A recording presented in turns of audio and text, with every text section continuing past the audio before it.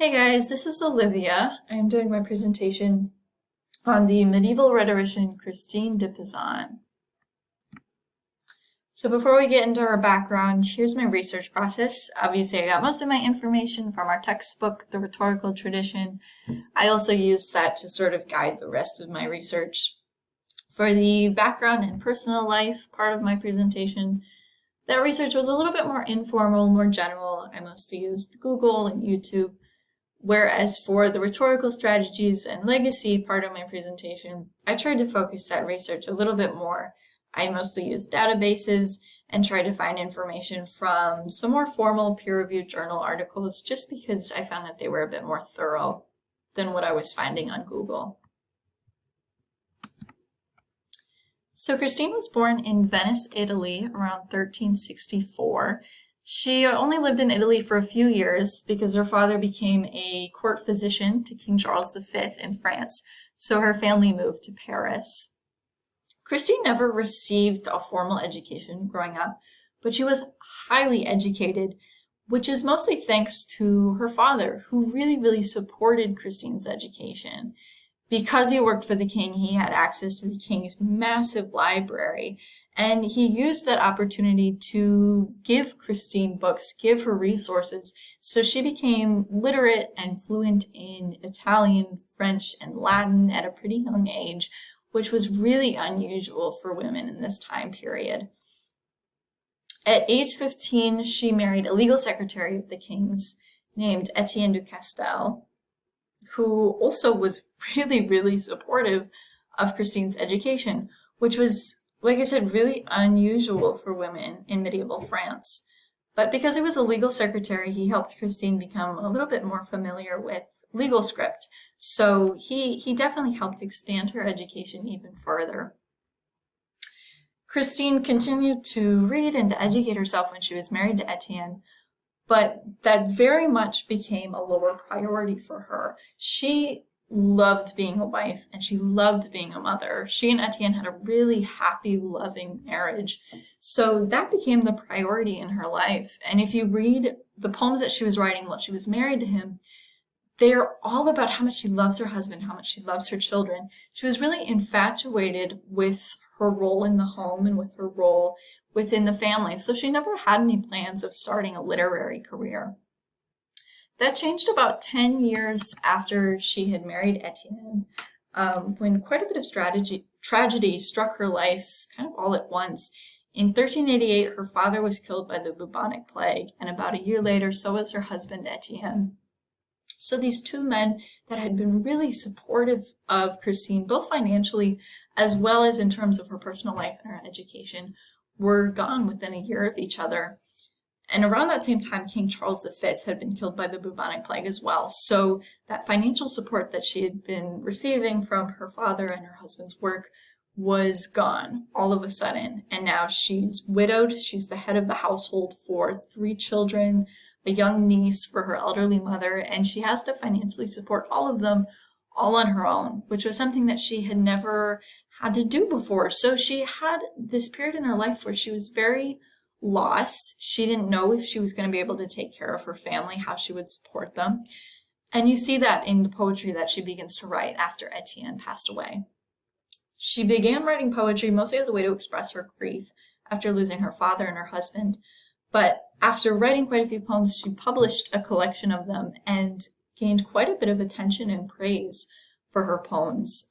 Specifically, she caught the attention of the royal court, which began offering her financial support and patronage for her to continue writing poems. And that's really where we see her writing career begin. She died around 1430, though the year isn't specifically known. Here's a quote from Christine that I think really exemplifies her resilience, the way that she took a lot of loss in her life and she turned it into some very optimistic and humanist writings, which I think is really powerful. She wrote, "If you would reflect well and wisely, you would realize that those events you regard as personal misfortunes have served a useful purpose even in this worldly life, and indeed have worked for your betterment." What Christine is most well known for is her writings about women and about gender. She was the first professional woman writer in France, and probably in all of Europe.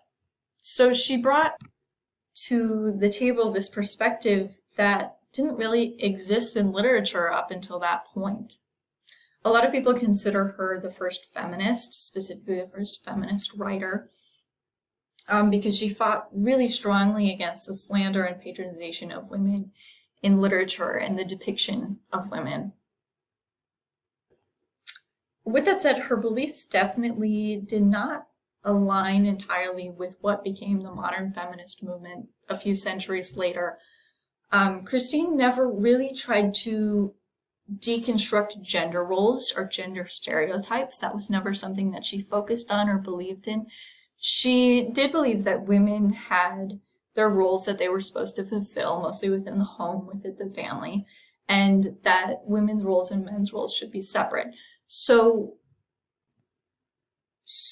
the feminist movement that we're more familiar with, that would come about some years later, is not exactly a reflection of Christine's ideals and her writings, but she definitely laid the groundwork for it. So while some people call her the first feminist, a lot of people will call her a proto-feminist, in that she was sort of this precursor to the feminist movement that we're more familiar with now.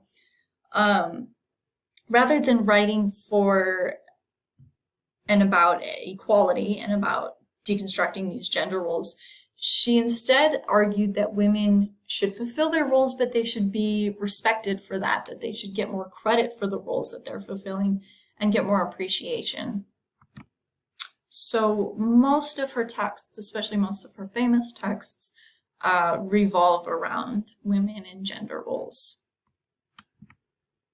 Here's a quote that I think kind of exemplifies her beliefs about the role of women. She wrote, "Not all men, and especially the wisest, share the opinion that it is bad for women to be educated.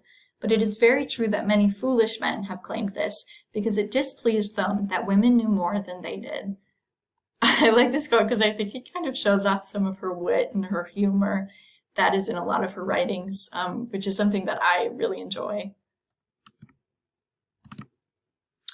So exploring Christine's rhetoric, her rhetorical strategies, is interesting because she never considered herself a rhetorician. She never explicitly discussed rhetoric in any of her writings. But she was really familiar with rhetorical strategies. She was familiar with Plato and with Aristotle. And that's really clear in her writings, that she had mastered those strategies. She knew that because she was a woman, her authority as a writer was going to be constantly called into question. So building up that credibility was something that she really focused on, building up that ethos. So one way that she did this was in her early texts, she would often insert herself as a character within the text. And then she would give herself these more stereotypically masculine traits as a way of earning more respect. And then once she had become more famous and more respected as a writer, that character of herself that she put in her writings began to adopt more feminine traits. So by the time you get to her later texts, she's already established and earned that credibility while still portraying herself as a more stereotypically feminine character, which was a really important way that she counteracted the way that women were otherwise depicted in literature. I think that one of the most important takeaways from analyzing Christine's rhetoric is how much she exemplifies the importance of connecting with the audience in order to write effective rhetoric. She wrote most of her texts to women, and she really made it a priority to relate to all women in a way that they were able to read it and they were able to understand it.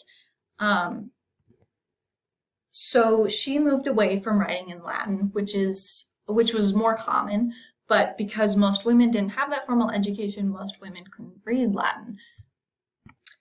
So she mostly wrote in the more common French vernacular.